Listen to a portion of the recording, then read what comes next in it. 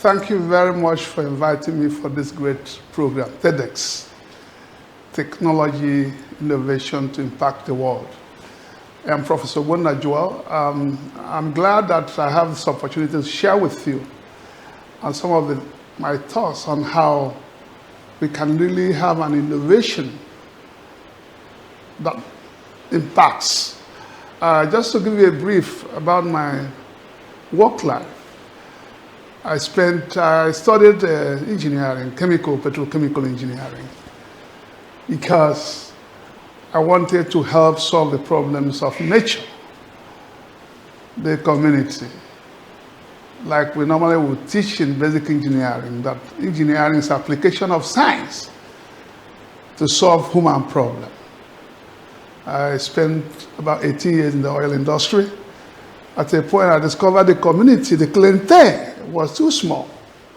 The impact was only limited to a number of people. After 18 years, I said, what do I do?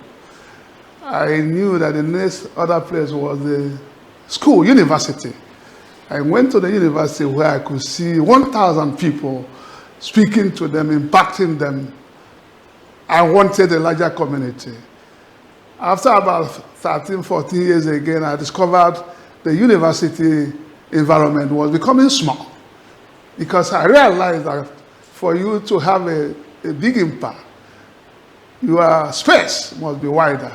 The only opportunity was to go and serve in governance. Today, I happen to be a commissioner, and I tell you, it gives me an opportunity to reach out to the community. So the topic we've chosen today is a powerful slogan in the Igbo language, Igwebike. What does it mean for those of us who don't understand that dialect? Strength of community. You cannot do it alone. Team power. If you watch all over the world, it's all about collaboration. The smaller ones are fizzling out because they cannot compete. They are coming together. And unfortunately, the danger I saw in our education system is that we do isolated education, solve mathematics, get PhD. We don't understand the society. I had a serious thought when I went to work for the industry, because if there is anything you do when you study engineering, it is mathematics. But when I went to do my practical life, I discovered I was dealing with people.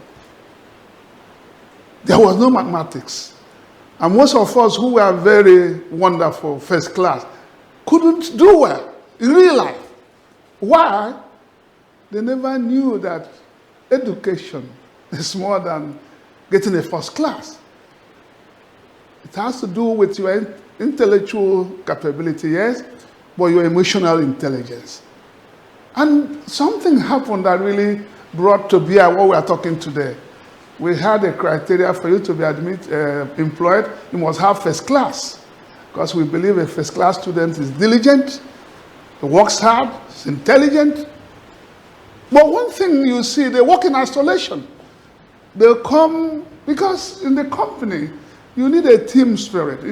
And they want to do it as the way they did and got first class. They were not progressing. So we decided to, one of the questions we ask in the interview is, tell us when you work as a team player. Some people say, I don't work as a team, I just do my work. So we got people who didn't have very excellent results, but they were team players. What we saw was wonderful results. And that's why I want to say, if only what you glory is in your paper first class, and you don't have team spirit, community spirit, the Igwebike spirit, you can get in there, but you won't go far. Because in real life, what takes you up is not a certificate. It's our ability to deal with this community spirit. So if you are having an innovation, the first thing you need to ask in TEDx is, does my innovation affect a larger group of the community? It's not just about mathematics. Even in the creation of humanity, God said, let us make man. Not let me make man in our own image. Of course, Jesus had to be looking for disciples. Just think about it. If Christ didn't have disciples and conquer the community, when he left, the gospel would have died.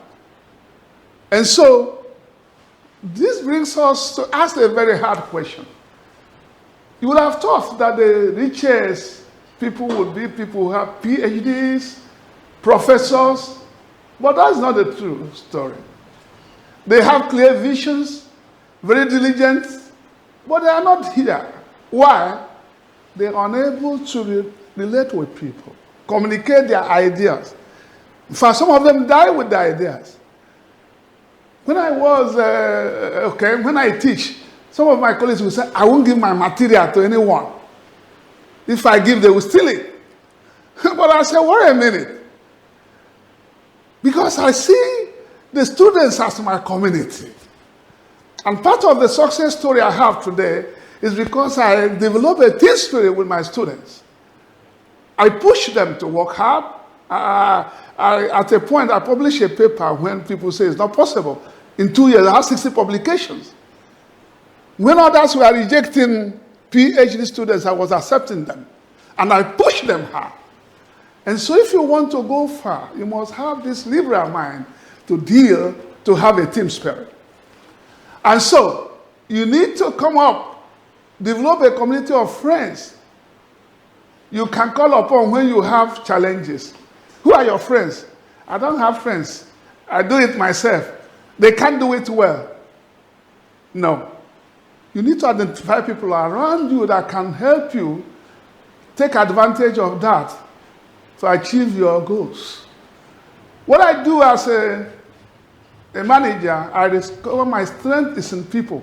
Sometimes I just come to the office and take a cup of tea. If you come, I say, it's your cup of tea. It's your call. I say, it's your call. I task you. But what do others do? No, they can't do it. You are finished. And so for you to really make an impact, you must be able to take advantage of people around you, talent around you. At a point in life, it's not about what you know, it's the people you know. And I'm glad that this program is global, has a global outlook. Beauty of visibility and credibility. Some people don't sell themselves. You got to sell yourself. Otherwise, you will die with your talents because you are not creating a community to build yourself. Are you visible? That's why those who succeed are people who have wider visibility. Are you credible? Credibility. Because there's what we call the best sell is the second sell. You deal with people, they want to come back again to you. But what we do, when people come to us, we hoard information, we treat them badly, and they don't come back. So the more the people you can reach, the more the impact. And I'm glad that this workshop today is not about Nigeria, Igbo land. No? It's a global outlook. And you can imagine what that means. Because where there is no vision, the people will perish. That's what we quote every day. You don't have a vision. What is your vision? No. Where there is a vision and there are no people, the vision will perish. And that is what has happened to a lot of us because we have not built this community, we have not gotten some people who can share with our ideas, our visions will perish. When God wants to bring a turnaround in your person's life, He brings you across people that will make the change happen. Go and check any person who has succeeded. It's either he got in touch with a community of people that influenced them. Relationship is key. Some of us trade with relationship. Cultivate a community of friends. Secure your future. Let me warn you. Anything you do that has no future can take you nowhere. And how do you get this future? You locate sustainable community and team. Those who can say, these are my friends, they believe in my vision, and they will take my vision higher. And I want to challenge you as we come to the end of this workshop today to think Igwebike, think community, think team spirit, think academics beyond the classroom. Thank you very much.